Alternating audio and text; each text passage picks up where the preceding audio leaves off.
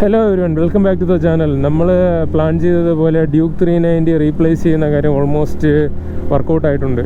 അപ്പോൾ ഡ്യൂക്ക് 390 കഴിഞ്ഞ വീക്കിൽ നമ്മൾ സെല്ല് ചെയ്തു. ഇനി അടുത്ത് നമുക്ക് പ്ലാൻ ചെയ്തിരിക്കുന്ന പോലെ ഒരു അഡ്വഞ്ചർ ബൈക്കാണ് ബുക്ക് ചെയ്തിരിക്കുന്നത്.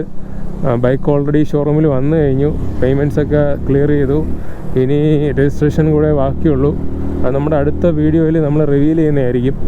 ഡ്യൂക്ക് 390 കൊടുത്തതിന് ശേഷം നമ്മളിപ്പോൾ ഉപയോഗിക്കുന്നത് എൻ്റെ ഫാദറിൻ്റെ ബൈക്കാണ്, passion pro. You can see, ഇത് വളരെ നല്ല ബൈക്കാണ് ആക്ച്വലി.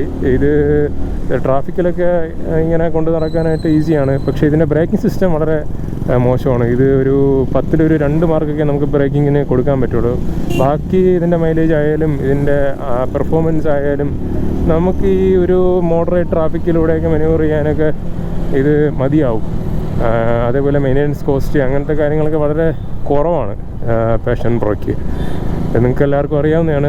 മോസ്റ്റ്ലി ഒരു മിഡിൽ ക്ലാസ് ബോയ്സ് എന്തായാലും പാഷൻ പ്രോ, സ്പ്ലെൻഡർ ഇങ്ങനെയുള്ള ഏതെങ്കിലും ഒരു വണ്ടി, അല്ലെങ്കിൽ ബജാജിൻ്റെ കമ്മ്യൂട്ടേഴ്സ്, ഇതൊക്കെ ആയിരിക്കും സ്റ്റാർട്ട് ചെയ്തിരിക്കുന്നത്. ഞാൻ സ്റ്റാർട്ട് ചെയ്തത്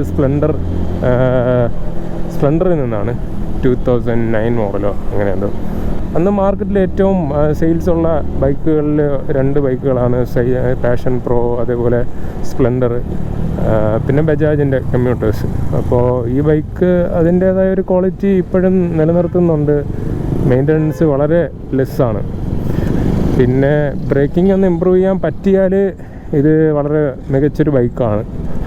അടുത്ത് നമ്മൾ എടുക്കാൻ പോകുന്ന ബൈക്ക് ആർക്കെങ്കിലും ഗസ് ചെയ്യാൻ പറ്റുന്നുണ്ടെങ്കിൽ പ്ലീസ് കമൻറ്റ് ഡൗൺ ബിലോ. നമ്മൾ നെക്സ്റ്റ് ബൈക്ക് ഹോപ്പ്ഫുള്ളി ഈ വീക്ക് തന്നെ നമുക്ക് ഡെലിവറി എടുക്കാൻ സാധിക്കുമെന്ന് വിചാരിക്കുന്നു. നമ്മുടെ പേയ്മെൻറ്റ്സ് എല്ലാം ക്ലിയർ ആണ്. ഇനി RTOയുടെ കാര്യങ്ങൾ മാത്രമേ ഉള്ളൂ എന്നാണ് ഷോറൂമിൽ നിന്ന് അറിഞ്ഞത്. സോ ഈ ആഴ്ച ഡെലിവറി എടുക്കാൻ പറ്റുമെന്നാണ് ഞാൻ വിശ്വസിക്കുന്നത്. എന്തായാലും ഇപ്പോൾ ഗ്ലോബലി വാറൊക്കെ നടക്കുന്ന സമയമാണ്. അതിനു മുന്നേ നമുക്ക് ഈ ബൈക്ക്, അടുത്ത് ഡെലിവറി ചെയ്യുന്ന ബൈക്ക് എൻജോയ് ചെയ്യാൻ പറ്റുമെന്ന് പ്രതീക്ഷിക്കുന്നു. അതോ ഇനി ലോക്ക്ഡൗൺ പോലത്തെ സിറ്റുവേഷൻസോ എന്തെങ്കിലും വരുമോയെന്നറിയില്ല. Whatever, we will face it. Okay, അത്രയൊക്കെ തന്നെയുള്ള video. Please comment and subscribe to the channel.